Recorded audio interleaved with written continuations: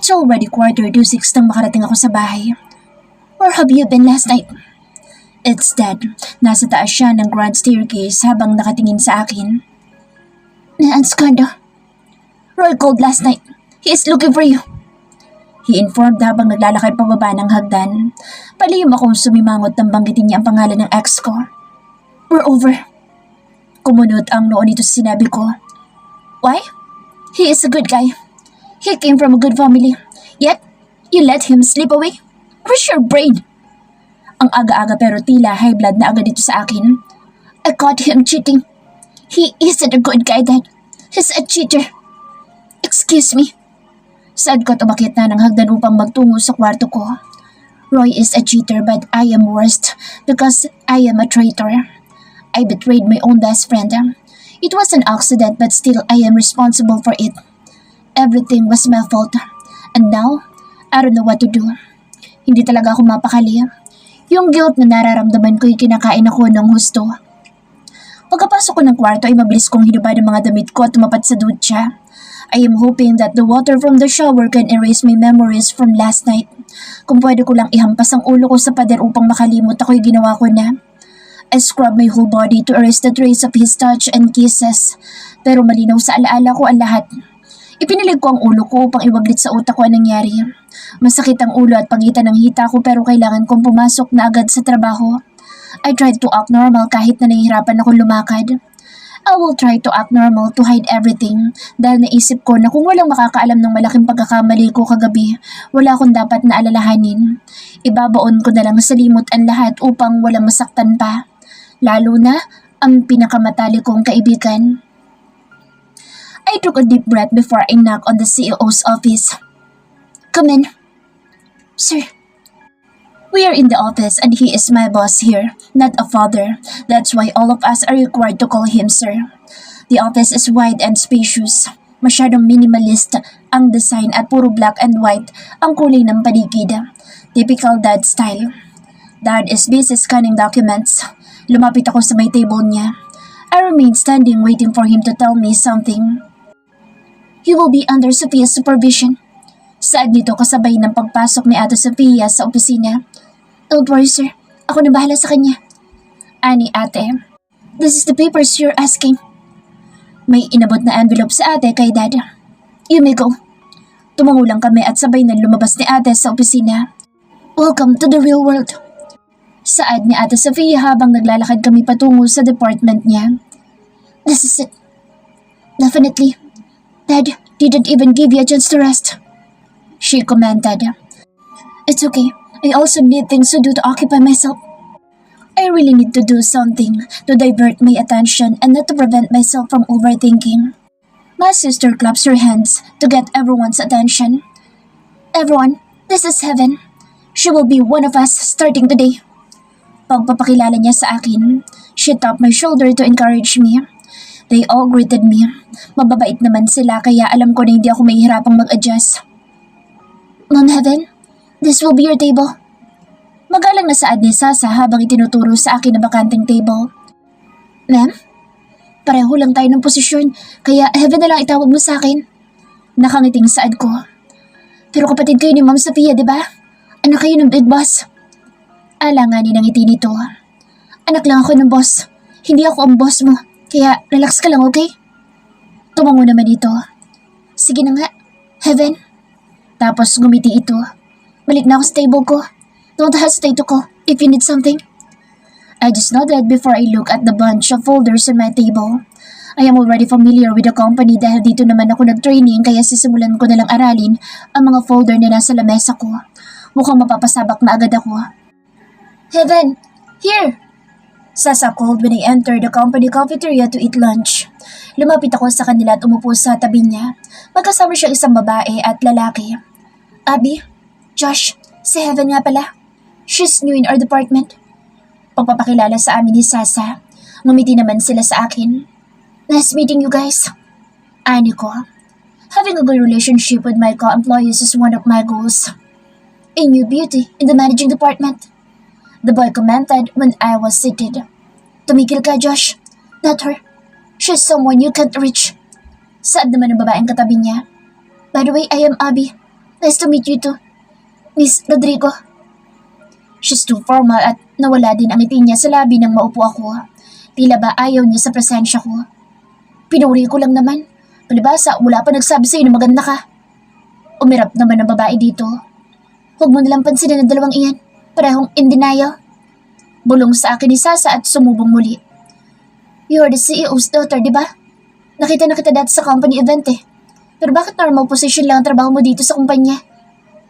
Abby suddenly asked. Hindi na ako nagulat sa tanong niya. Inaasahan ko nang itatanong sa akin iyon. Pero hindi naman porke anak ako ng may-ari ng kumpanya dapat mataas na agad ang posisyon ko. Sabi nga ni Dad, kung may gusto ako dapat paghirapan ko. Pwede ba, Abby? Huwag ka chismosa. Ikain mo na lang yan. Saway ni Sasa dito. Learn to shut your mouth sometimes. Susog ni Josh.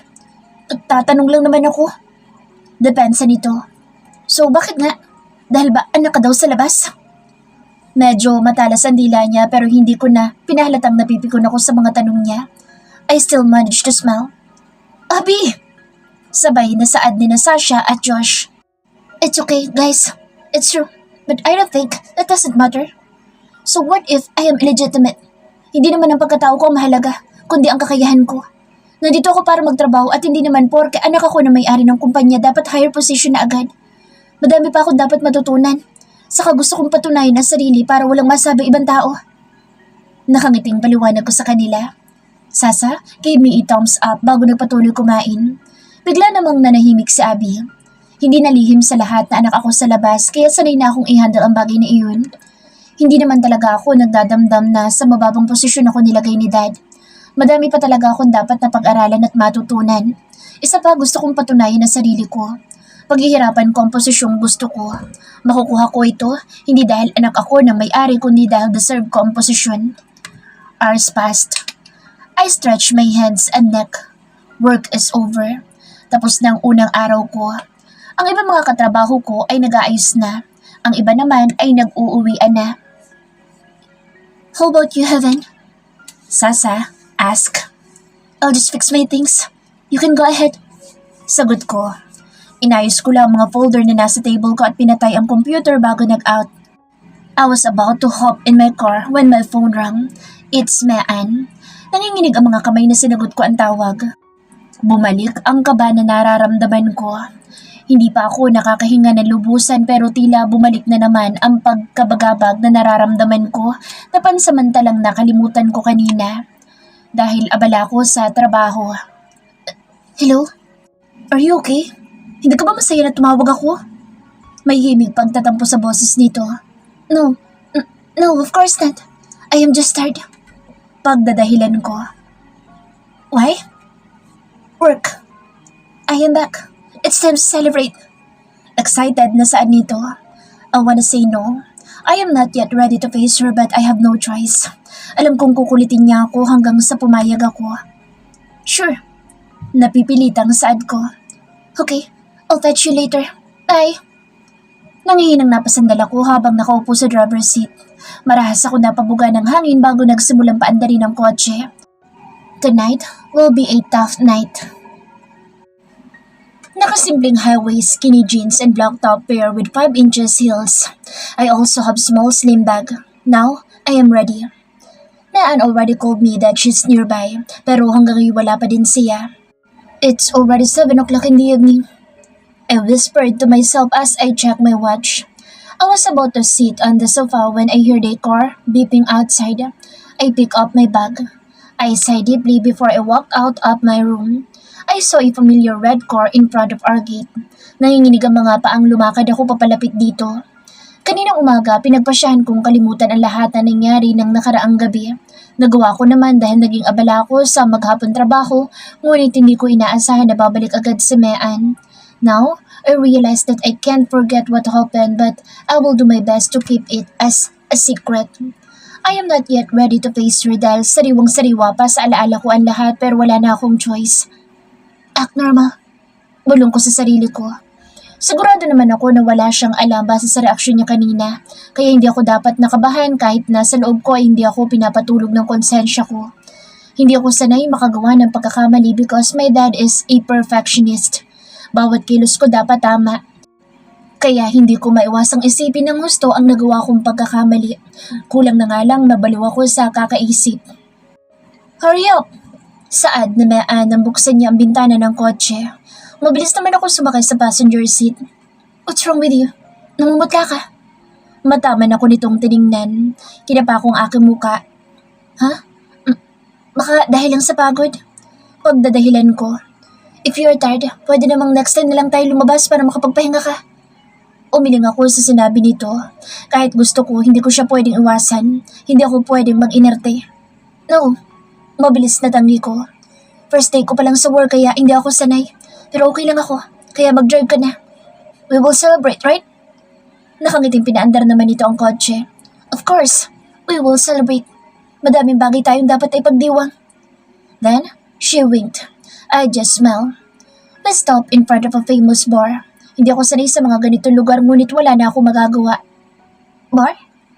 I thought we would go to a restaurant to eat like we always did before. Yes, graduate ka na. Pwede ka naman na siguro dito.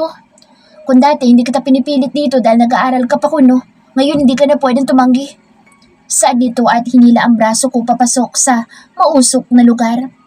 Napakunot ang noo ko sa mga bagay na nakikita ko. Merong mga kulang na lang ay magtalik sa isang sulok. Merong mga nagsasayaw pero magkadikit ang mga labi. Baharot ang musikang sumasakop sa buong lugar na tila inaengganyo ang lahat na sumayaw. We went to the second floor kung saan may mga private room para sa mga VIP. We entered a room. May 4 na lalaking nasa loob pero nahigit ko ang aking hininga nang makilala ko ang isa sa kanila. Prente itong nakaupo habang tahimik na umiinom ng alak. He's here. The man I don't want to see anymore. Babe, animaan. Binitawan niya ang braso ko at lumapit sa lalaki bago humalik sa labi nito. I bite my lips. Mabilis din ang kabog ng dibdib ko. Kung pwede lang sigurong bumuka ang kinatatayuan ko at lamunin ako, ay ipagpapasalamat ko pa. Hindi ako makagalaw sa kinatatayuan ko. By the way, guys, meet my one and only best friend, Heaven. Pagpapakilala ni Mean sa akin, muli siyang lumapit sa tabi ko. Tumango ako at ngumiti lang ako sa kanila. Hindi ko pa nga alam kung alanganin ba ang ngiti ko. I look at the 3 guys pero iniiwasan kong mapatingin sa boyfriend ni Mean. Wow, bakit ngayon mo lang pinakilala na may Diyosa ka palang best friend? Saad ng isa at lumapit pa sa amin. I am Cohen. Nice to meet you. Beautiful. He kissed my right hand. Tinabig ni Mean ang kamay nito na nakahawak sa akin. Don't touch her. You flirt. Natawa naman ako at tinukso siya ng 2 lalaking kasama nila. Troy, the other guy said while raising one of his hands. 7. Simpleng saad naman yung isa. I smiled with them. Hinila niya ako. Heaven, meet my boyfriend, Rafael. Mean is smiling from ear to ear. He doesn't know me. Wala akong dapat na ipag-alala. I show my best smile. Inalis ko ang bara sa lalamunan ko. I did everything to compose myself. Nice to meet you. I managed not to stutter, but I didn't extend my hand for handshake. He just nodded but didn't say anything. Suplado. Ano pa bang aasahan ko? Mas mabuti nga ang ganito kasi hindi ko rin naman alam ang sasabihin ko kung sakaling kausapin niya ako at maging friendly siya sa akin. Mean sat beside Rafael. Naupo naman ako sa katapat nilang dalawa, beside 7. Hindi ito ang celebration na inaasahan ko. Pakiramdam ko bibitayin ako anumang oras dahil sa kaba. Pero upang itago ang nararamdaman ko, inabala ko ang sarili ko sa mga alak na nasa harapan ko. I don't know but I can feel eyes looking at me. Or maybe it is just my illusion. Natatakot naman akong iikot ang tingin ko. So I focus my attention on Cohen, who brags about his girls. She's sexy, bro. She has a body to die for. But I am not ready for commitment. Umiiling pa ito bago uminom ng alak. You're allergic to commitment, but you flirt like no tomorrow. Troy commented. We are young. I am just having fun. Depensa naman ni Cohen. You're even worse than me. Stop acting like a saint. He even raised his middle finger. Don't mind them. They're still kids. 7 whispered na bahagya kong ikinatawa. Biglang napatingin ang lahat kay Rafael. He suddenly stands up. He drank his drink straight before he spoke. I need to talk to someone. Call me if you already want to go home. he said to Mean and left. The boss is busy. It's time to play, Cohen said with a mischievous smile on his lips before he went to the door. Sumaludo pa ito bago tuluyang lumabas. Hey, wait for me! Troy runs after him. Girls, maiwan ko na muna kayo. I need to watch those two. They love making troubles. Paalam ni Seven bago sumunod naman sa dalawa. Kaming dalawa na lang ni Mean ang naiwan sa loob ng kwarto. Dinig ang malakas na tugtog sa labas. Your boyfriend is colder than North Pole. Hindi ko maiwasang magkomento habang pinapanood ang bawat kilos ni Mean. She is slightly banging her head. That's what makes him hotter. She giggled and then winked at me. You're weird. No, I am in love. For real? Sanay nakasako sa kanya na paiba-ibang boyfriend, kaya minsan duda ako kung seryoso ba siya o hindi. Yes, hindi ko alam ang gagawin ko kapag iniwan niya ako. Baka mabaliw ako. Hindi ako papayag na maagaw siya sa akin. I am willing to throw everything for him. So, girls who will try to steal him must be aware. Bigla itong naging seryoso. Pakiramdam ko ako ang pinatatamaan niya kahit wala naman siyang alam sa nangyari sa pagitan namin nung nakaraang gabi. Maging si Rafael nga ay walang kaalam-alam na ako ang kasama niya kagabi at hindi si Mean. Hindi ko maiwasang mapalunok. You're too beautiful. Hindi niya magagawang tumingin pa sa iba, I said. She smiled. He is surrounded by beautiful girls, and I am happy he chose me. Nahanap ko na yung lalaki para sa akin. Kaya ikaw, huwag mo na rin pakawalan si Roy. He's a good catch. We already broke up, I said and drank champagne. What? He cheated on me. I will cut his balls once I see him. Nanggagalaiting saad nito. Don't waste your time. Tumayo ako. We are here to celebrate, right? Let us have fun like the others. Ani ko, wala akong balak uminom. Nadala na ako pero gusto kong ilabas lahat ng stress ko sa katawan. Kaya pwede naman siguro kaming sumayaw kahit walang tama ng alak sa katawan. My alarm clock keeps ringing but I am too lazy to get up. Sanay na ako magising before 6 pero ngayon mabigat ang pakiramdam ko. Tila gusto ko nilang humilata sa kama maghapon. Antok na antok pa rin ako kahit maaga naman akong natulog kagabi. Ilang araw ko na itong nararamdaman. Lagi akong tinatamad kumilos at masyado akong antukin. Siguro napapagod lang ako masyado sa trabaho. It's almost 2 months since I started working and we are always busy in the office. Laging tambak ang trabaho, idagdag pa ang mga extra works na binibigay sa akin ni Dad. Heaven? Iha? It's Nanay Belen knocking on the door. Tamad na bumangon ako sa aking kama at binuksan ang pinto. Nana, pupungas-pungas na saad ko. May sakit ka ba? Mag-aalas 7 na pero hindi ka pa bumabangon. Nag-aalalang tanong nito bago din naman ang aking noo. Okay lang po ako, medyo tinatamad lang talaga akong bumangon.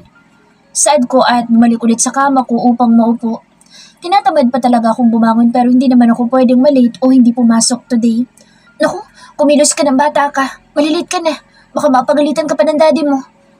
Anito habang inihahanda ang pwede kong suotin. Wala akong nagawa kundi ang magtungo sa shower kahit na tila ang bigat ng katawan ko. The whole day I was like a zombie. I just moved because I just work to do. But I don't have the energy to do other things. Sometimes I even feel dizzy. Siguro kulang lang ako sa iron kaya nahihilo at minsan ay nanlalambot ako. Maybe I can buy some iron supplements before I go home. Hey, you okay? Sasa ask. Uwian na. Nag-aayos lang ako ng mesa bago umuwi na rin. Hindi ako sanay na makalat ang table ko. Yeah, I'm fine. I tried to smile.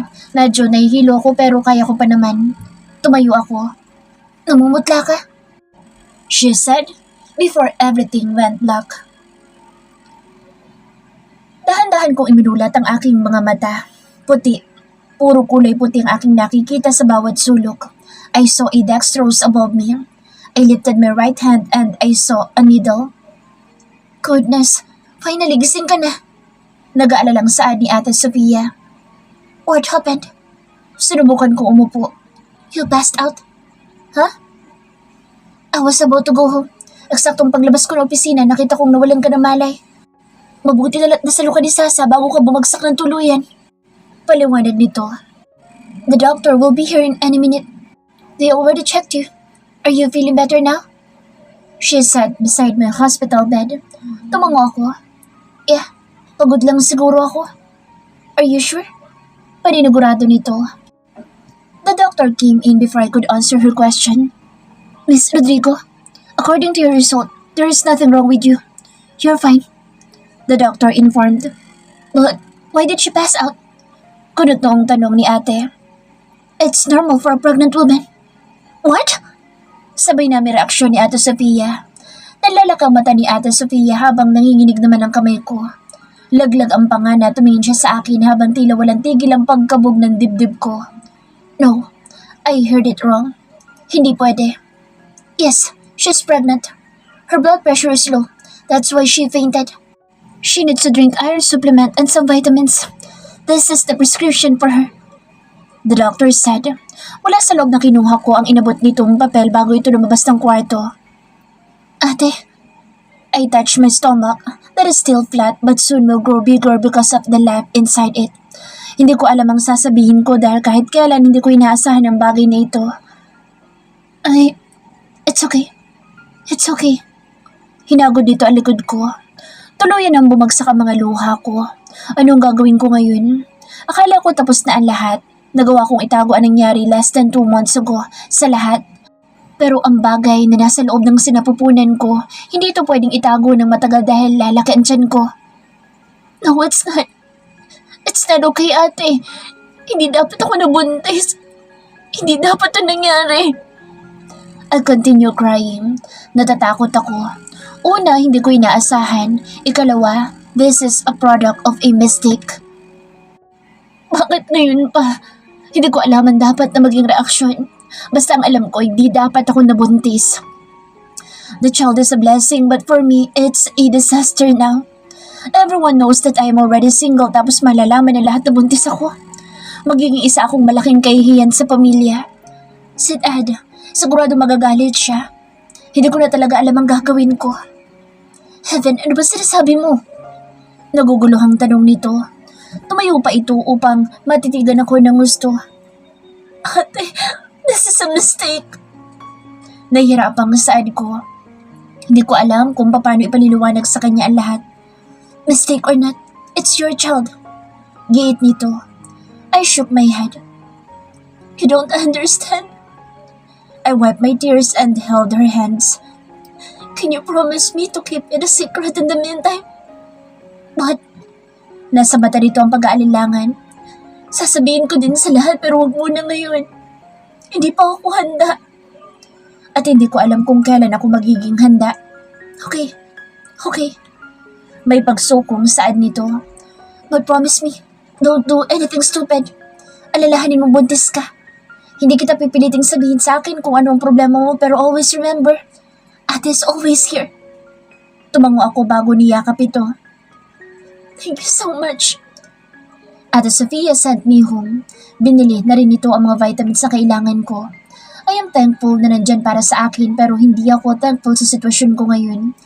Nagpapasalamat ako na hindi niya ako tinanong ng kahit na ano. Alam ko maraming katanungan sa isip niya pero hindi pa ako handang sagutin ang mga iyon. Magulo pa ang isip ko dahil sa biglaang sitwasyon ko. I am in a big mess now. Nana, Ate Sofia and I greeted Nanay Belen when we entered the house. Habang tahimik na naupo naman ako sa sofa, nangihina pa rin ako dahil sa kalagayan ko. Mabutit dumating na kayo. Tama-tama, naghahanda na kami ng hapunan. Tatawagin ko lang ang daddy niyo. Saad nito tumakyat ng hagdan upang tawagin si Dad. Let's go. You need to eat. Ani ate at inaya akong papasok sa dining room. We waited for Dad before we started eating. Madaming pagkain sa mesa ngunit wala akong gana. I heard what happened. Dad suddenly said when we were silently eating. Wala ekspresyon ng mukha niya na ikinakaba ko. I am okay now, Dad. I am just... Hindi ko na natapos ang sasabihin ko dahil biglang bumaliktad ang sikmura ako kaya napatakbo ko sa sink. Tila gustong lumabas ng kinain ko. Teka, okay ka lang ba? Masama pa bang pakiramdam mo? Nag-aalalang tanong ni Nanay Belen na nasa likuran ko. Umamin ka nga sa akin, may sakit ka ba? Ilang araw ko na napapansin na nalalata ka. Tapos ngayon nagsusuka ka. Kung wala ka sakit, posible naman buntis ka. Nanlamig ako sa sinabi nito pero sinikap ko pa rin umiti at humarap dito. I I am okay, Nana. Saad ko matapos magmumug. No, you are not. It was Dad. He's dead serious while looking at me. Dad. Tuluyan akong kinain ng kaba. Dad was standing in the middle of the door with a poker face. Follow me. Saan nito tumalikod na? Nanlalambot ang mga binti na wala na akong nagawa kundi ang sumunod dito. Nadaanan ko pa si ate sa dining table na nagtatanong ang mga mata ngunit wala akong oras para sagutin siya. Who is the father? Agad ay tanong ni Dad nang makapasok ako sa study room. Nakatayo ito sa gitna habang madilim ang oran nakatingin sa akin. Dad, kinakabahan ako ng todo. Medyo nanginginig ang tuhod ko na lumapit ako sa kanya. I am asking you, Heaven. Don't test my patience. May diin ang bawat salitang binibitawan nito. I am so sorry, Dad. Nanginginig na saad ko. Tuluyan ang tumulo ang luha ko. Alam na niya. He knows that I am pregnant. Hindi ko na maitatago pa. I don't need your sorry. I want to know who is the father. Akala mo ba maloloko mo lahat at may tatago at pinagbubuntis mo? Hindi ako tanga gaya ng inaakala mo. May mga mata ko sa inyo magkakapatid. Alam mo yan. Malakas na ang boses nito. Umiling-iling ako bilang sagot dito. Hindi ko maiwasang matakot sa itsura niya ngayon. Parang anumang oras sasabog ang galit na tinitimpi niya. Alam ko naman na ang mga tauhan sa kumpanya o ang ibang mga katulong dito sa bahay ang tinutukoy niyang mga mata niya sa amin. I am sorry, Dad. Hindi ko sinasadya. Nagmamakaawang saad ko habang patuloy na lumuluha. He slapped me. Pakiramdam ko naman hidampiski ko sa lakas ng sampal niya pero wala akong panahon upang indahin iyon. Tell me who! Ngunit umiling ako bilang sagot. I can't tell him. Hindi pwede. You are stupid. A total disappointment, Heaven. He looked at me with disgust. I have no choice but to cry. I can't defend my side. He is right. I am stupid dahil sa katangahan ko. Kaya nasa ganito akong sitwasyon ngayon. Dahil sa katangahan ko, kaya may bata sa sinapupunan ko. Ngunit hindi ko pwedeng sabihin sa kanya kung sino ang ama ng dinadala ko. Nakagawa na ako ng pagkakamali at hindi ko nananaisin pang makasira ng relasyon. Walang pwedeng makaalam kung sino man ang ama ng dinadala ko. Hindi ko kayang patisamaan ay magalit sa akin kapag nalaman ng lahat ng totoo. Mas malaking gulo ang maaaring mangyari. Lumuhod ako sa harapan niya. Dad, I'm sorry. Patawarin niyo ako. Get out! Sigaw nito. Get out before I wring your neck! Umiigting ang panga nito sa sobrang galit. Dad! I said get out! Dad? Heaven? What's going on? Nag-aalalang tanong ni ate mula sa pinto. How about you? Do you know who is the father of her child? Baling ni Dad kay ate Sofia. Umiling sa ate. I don't know, Dad. This is your fault. You spoiled this brat. Pati si ate nadadamay sa galit nito. Dad, I didn't spoil her. I just chose to understand her. Depensa ni ate. Nangyari na. Wala na tayong magagawa pa. Dad, I am so sorry. Muli ulit ko. Yun lang ang tanging bagay na masasabi ko sa kanya. I am sorry kung disappointment ako. I am sorry kung hindi ko masabi kung sino ang ama ng ipinagbubuntis ko. I'm sorry, but I can tell them everything. Get out, Heaven! Lumayas ka sa pamamahay na to! Dad! Hindi makapaniwalang saan ni Ate Sofia. Huwag kang makaalam dito, Sofia! Sumisigaw na ito. Hindi ko kailangan ng sakit ng ulo. She's just proved that she's a disappointment. Isang kahihiyan. Wala na siyang lugar sa pamamahay na ito. Dad, hindi mo siya pwedeng palayasin. Buntis siya. Paano kung may masamang mangyari sa kanya? Giit ni ate. Hinila niya akong patayo mula sa pagkakaluhod ko. Get up. Kusa kang lalayas o ipakakalagkad kita sa mga guard. Saad ni Dad. Hindi niya pinansin ang mga sinabi ni ate. Mula sa araw na ito, hindi ka na partay ng pamilya. Tandaan mo yan. I'm sorry, Dad. I hope you can forgive me someday. Saad ko. Nasasaktan ako sa sinabi niya. Alam kong hindi niya ako maiintindihan pero hindi ko inaasahan na handa niya akong itakwil dahil nabuntis ako ng walang ama. Napakadali sa kanya na palayasin ako. Sino ba naman kasi ako? Isang bunga ng pagkakamali na ngayon ay nakagawa na rin ng pagkakamali. Pinahid ko mga luha ko bago nagsimulang lumakad palabas ng study room. Don't you dare help her, Sophia! Kung ayaw mong pati ikaw mawala ng karapatan sa lahat ng meron ka ngayon. Dinig kong banta ni Dad kay ate bago tuluyan akong makalabas.